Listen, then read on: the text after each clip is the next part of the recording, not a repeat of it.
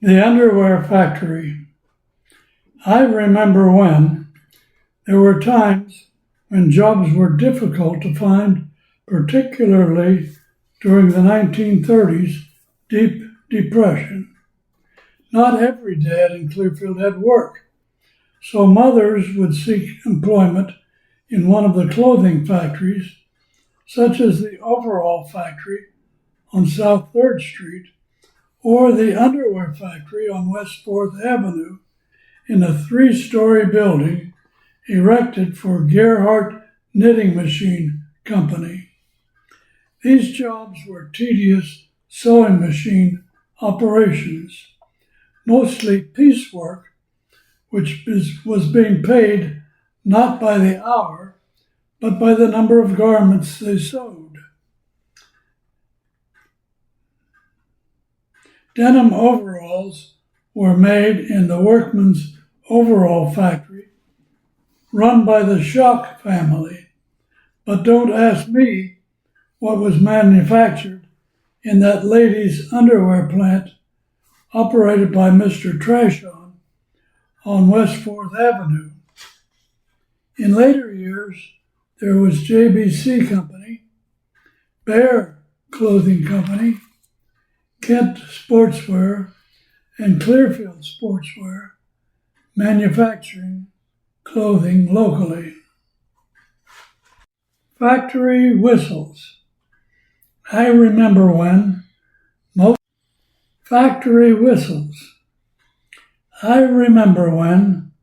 most industrial plants or factories in Clearfield used steam whistles to announce starting and quitting times for their employees. In Clearfield, these whistles were also sounded for the beginning and end of lunchtime and even break time when that became a custom. If any factories had second or third shifts, you could hear whistles blowing during the night.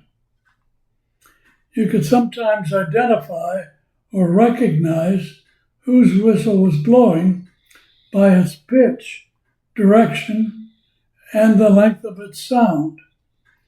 Whistles were utilized by Harbison Walker, Elk Tannery, Robinson Clay Products, Clearfield Machine Company, Paterson Brickyard, the Taxidermy, and maybe Kurtz Brothers. Today, you can still hear the last one still in use if you are within a couple blocks from Clearfield Machine Company at whistle time. Segregation. I remember when the Navy sent me down to Atlanta, Georgia in 1943 during World War II. I was shocked at first when colored people stepped off of the sidewalk into the street out of my way. Why was this? There were never any blacks waiting in line with us to go to the movies. No, they went down the alley to a different box office and had to sit up in the balcony. Why was this? Everyone got on the bus at the front, but blacks had to take the rearmost seats, and as the bus filled, they had to give up their seats to white folks. Why was this? Blacks could cook and serve our food in our chow hall or restaurant, but they were prevented from eating with us. Why was this? I'm thankful we never had segregation in Clearfield and glad it has ended in the South. Sleeping with Uncle Abe. I remember when my Uncle Abe was in his middle 20s, single and still living at home with his parents. His 4 or 5-year-old nephew was visiting and asked his grandma if he could stay overnight. Arrangements were made for him to stay and sleep with Uncle Abe in his bed. Things went well during the night, but the next morning, Uncle Abe said he didn't get much sleep because his nephew kept crowding him. He finally had to get up out of bed, go around, and crawl in the other side to get some rest. Uncle Abe was a good guy. Did you ever have an Uncle Abe as I did when you were 4 or 5? New Tubas. I remember when my high school best friend, Charlie Parker, urged, pleaded, and even coaxed me to join him in the CHS marching band by playing the sousaphone, that large and heavy bass horn that wraps around your body. It seemed that no one else was dumb enough to agree to carry it. But then best friends succumb, don't they? There were 4 of those bass horns, all of them beat up and worn out. Lou Wetzel and Bob Lope also played one. Well, fortune turned for us because the next year the school bought 4 brand new shiny brass bass horns, complete with large cases. Then I was proud to be a member of a CHS red and black marching band, and the load of the instrument felt much lighter. Airmail pickup. I remember when non-stop airmail pickup began at the Clearfield Airport on Coal Hill Road, both east and west bound.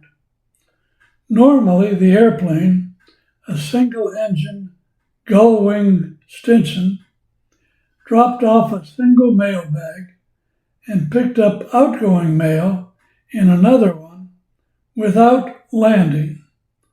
The bags were cylindrical in shape, about 12 inches in diameter and 30 inches long, made of leather and canvas.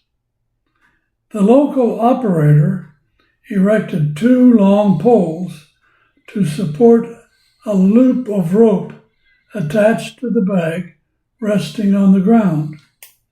When the aircraft approached, the inbound mailbag was dropped and it bounced along the ground as the hook on the plane snatched the rope between the upright poles.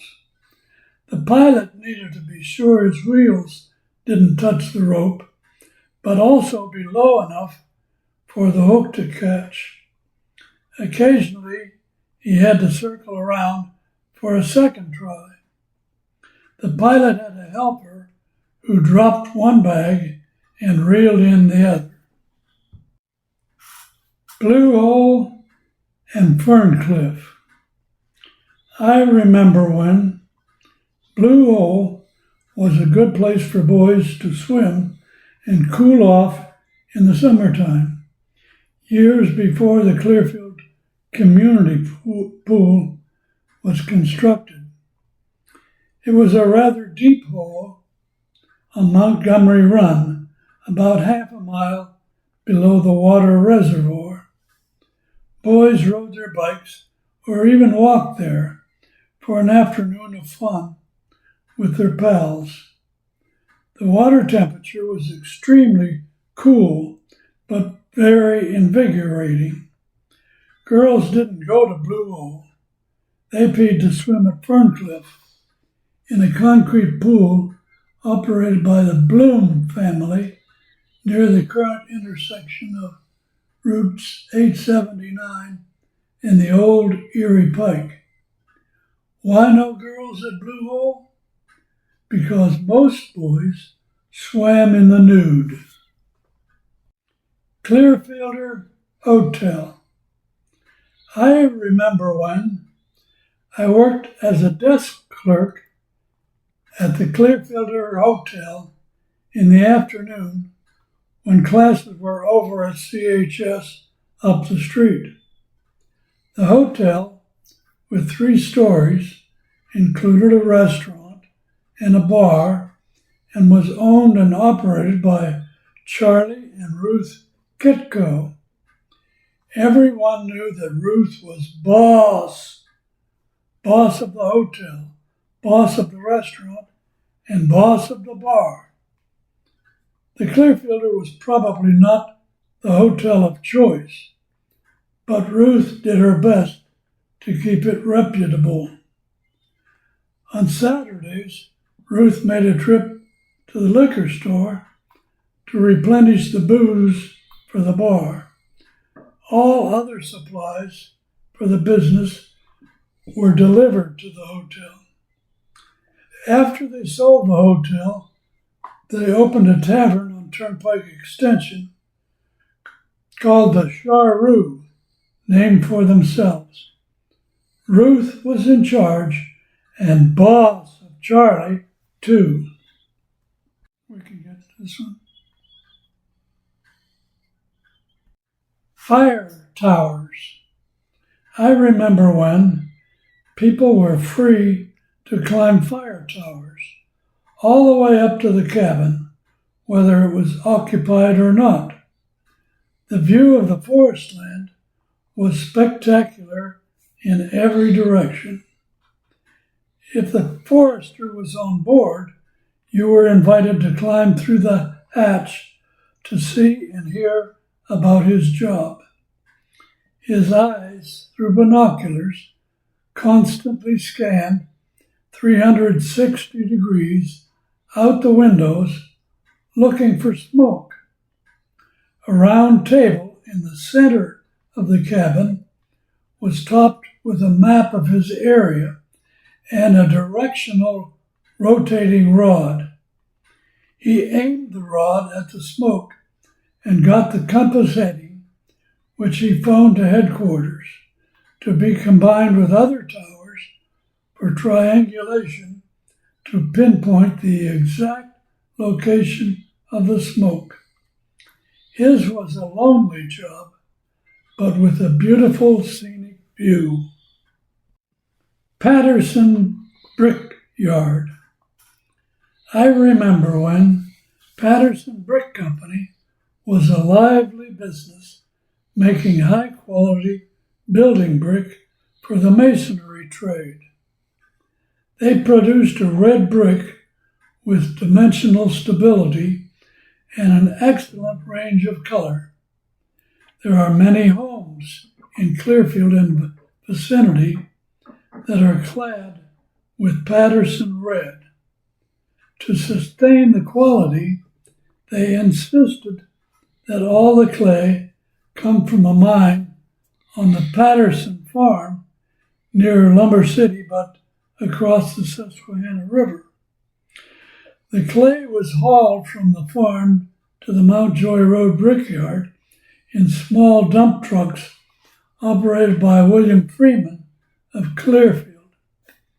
Incidentally, I have seen a few goats in that farm too. The Third Ward Hose Company. I remember when Third Ward Hose Company was located on West Front Street. Clearfield Fire Department had 2 ways to sound an alarm. For a general alarm, the moolie was blown and sirens on all 4 stations were sounded. For a silent alarm, the person reporting the fire could phone direct to their nearest station, and only that one siren was sounded. One afternoon, a distraught lady called to report a flue fire.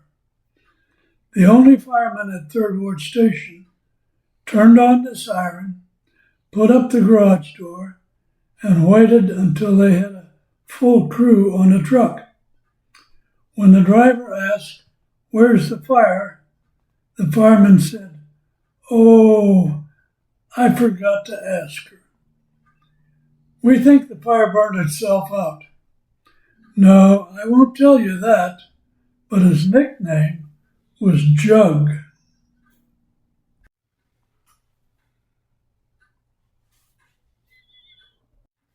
Miss Bailey and the Train. I remember when I saw a lady struck by a locomotive at Weaver and West Market Streets on a Saturday about noon. Two lady friends were walking from downtown to their homes on West Side. One of them would proceed via Turnpike Avenue and the other would walk on Weaver Street.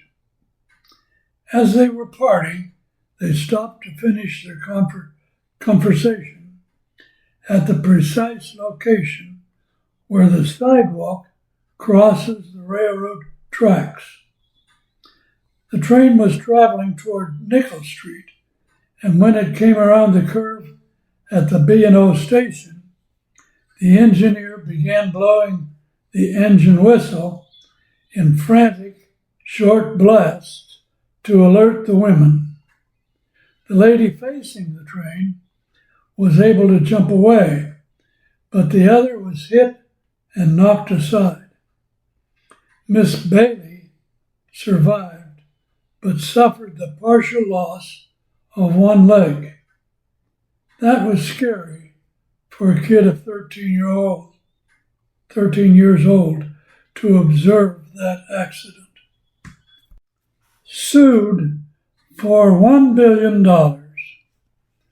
I remember when I was sued for $1 billion.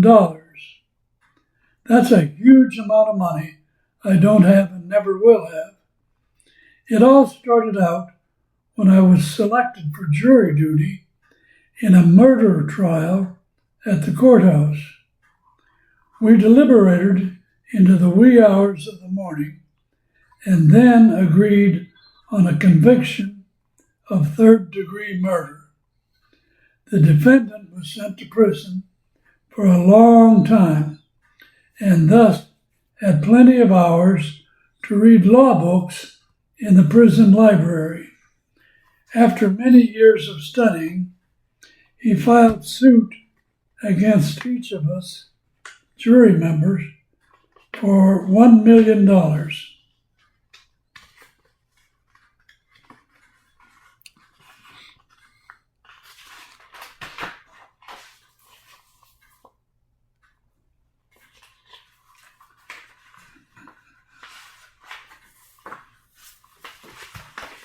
Oh, well.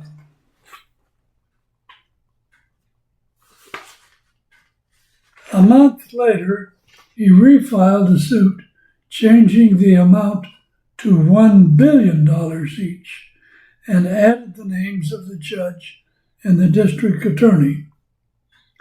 Too bad he didn't read enough in the law library to learn about judicial immunity, which exempts jurors from being sued. Robinson Clay Conveyor. I remember when an overhead conveyor we called the bucket line crossed over Route 322 near Clearfield Creek. It was erected to move clay from a deep mine down to the Robinson Clay Products plant to make glazed vitreous clay pipe for the construction industry. The conveyor carried large underslung buckets to hold the clay, and there was a metal structure built under the conveyor to prevent any clay from falling onto the highway. Robinson Clay had an outdoor storage area to hold its mammoth inventory of many shapes and sizes of pipe. The company later closed when clay pipe was replaced by less costly concrete pipe and then by plastic pipe. Thus, Clearfield lost a good employer due to industrial progress. Red Martin rings the bell. I remember when the custodian at Third Ward School was a jolly good man called Red Martin. He cared as much about the children as he cared about the building and its fixtures.